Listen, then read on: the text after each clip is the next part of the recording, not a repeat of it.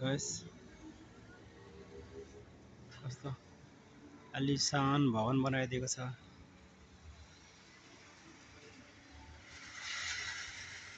नेपालमा यत्रो प्रोजेक्ट बनायो भने करोडको घोटाला गर्छन् के, त्यही भएर विकास हुनै सक्दैन।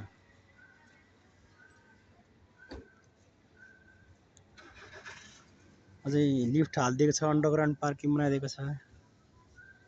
कस्तो राम्रो छ दृश्यहरू।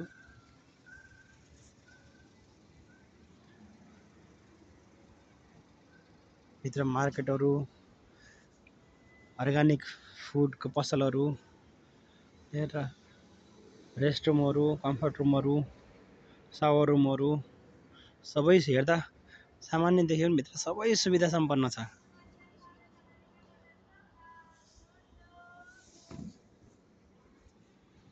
यताबाट चाहिँ 23 नम्बर बाटो ओसाका नगई आउँदै ओसाका साइड गएको छ।